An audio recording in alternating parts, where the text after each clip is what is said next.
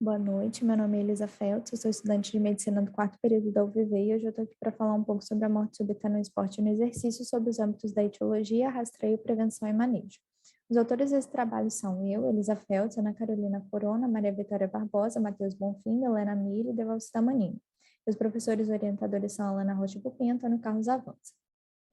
Começar falando um pouco sobre a definição de morte súbita, que é um colapso súbito que acontece dentro de 6 a 24 horas depois da prática de uma atividade físico-desportiva e dentro de 1 hora depois do início dos sintomas, podendo acometer indivíduos de qualquer idade apresentando causas diversas.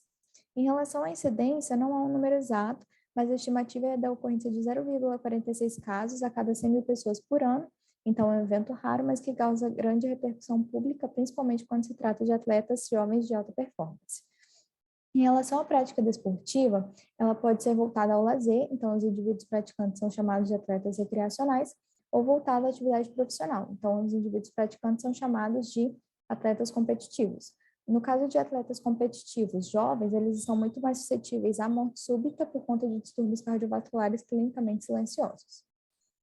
Nós procuramos, então, definir os principais conceitos relacionados à morte súbita, revisar as principais etiologias, diferenciar a prevenção primária e secundária de acordo com os fatores de risco e definir a triagem e o manejo mais adequados diante de um quadro agudo.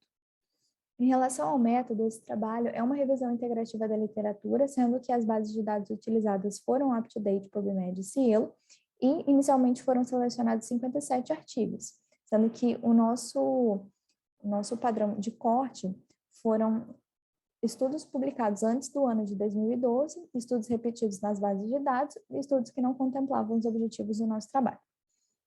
Falando um pouco, então, sobre a etiologia e fisiopatologia da morte súbita, nós temos que ela pode ser causada por diversos fatores, como, por exemplo, lesão da medula espinhal, traumatismo craniano, hipertermia, hiponatremia por esforço, mas as condições cardíacas são mais prevalentes, então elas são consideradas mais importantes. Então, em relação a elas, nós temos que as condições associadas são a natureza do esporte, se é um esporte de alta ou baixa intensidade, se o atleta é recreacional ou competitivo, se é uma atividade que causa estresse ou não, e, claro, a doença cardíaca de base do praticante. A principal causa de morte em atletas com idade acima de 35 anos é a doença coronariana aterosclerótica, e em atletas com idade inferior a 35 anos são doenças cardíacas estruturais genéticas e congênitas, como, por exemplo, a cardiomiopatia obstrutiva hipertrófica. E outros aspectos importantes são o uso de medicamentos, anormalidades eletrolíticas e uso de medicamentos estimulantes, além do doping de sangue, de eritropoetina, que podem levar o atleta a uma parada cardíaca súbita.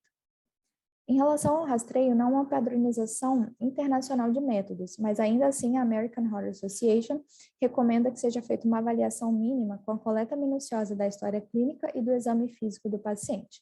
E também a Sociedade Europeia de Cardiologia e a Sociedade Brasileira de Cardiologia indicam que seja feito o eletrocardiograma de 12 derivações para maior sensibilidade na triagem. Há também a avaliação pré-teste feita com ultrassom focado, que vai auxiliar na detecção precoce de condições cardíacas importantes, e também, para essa detecção, pode ser feito o exame do estresse físico ou farmacológico. Em relação aos primeiros socorros, tem-se que eles visam o restabelecimento das circulações cerebral e coronariana, e o primeiro passo é reconhecer o problema. Então, sinais importantes como respiração rápida, parada súbita da realização do exercício e posterior colocação das mãos nos joelhos, ou o atleta se senta no chão e desmaio, são sinais importantes a serem observados. Posterior a isso, devem ser iniciadas as manobras de ressuscitação cardiopulmonar, com as massagens cardíacas, ventilações e desfibrilação. Isso aumenta a taxa de sobrevida em cerca de 50% a 70% e reduz em cerca de 43% as chances de déficit neurológico depois do ocorrido. E, posteriormente, os cuidados devem ser feitos por uma equipe especializada em ambiente hospitalar. Sendo que esses cuidados, eles têm como objetivo descobrir a etiologia e prevenir as complicações. Então, a construção de uma história clínica com a coleta de informações, a manutenção da pré-carga, o gerenciamento da temperatura-alvo para prevenir lesões neurológicas, a realização de exames neurológicos, eletrocardiograma, antibiótico-terapia profilática, elevação da cabeça do leito a 30 graus, entre outras condutas, contribuem para prevenir as complicações desse paciente.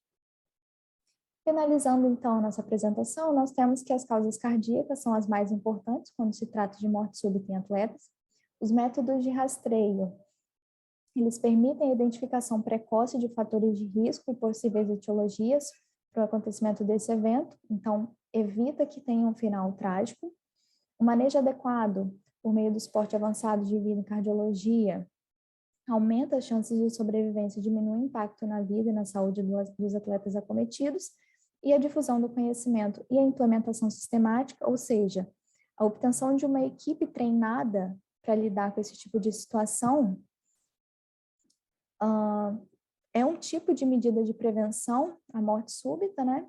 E, claro, como eu já disse, é fundamental para evitar os desfechos dramáticos. Espero que essa discussão tenha sido rica para vocês, tá? Desejo a todos uma excelente jornada e muito obrigada a todos.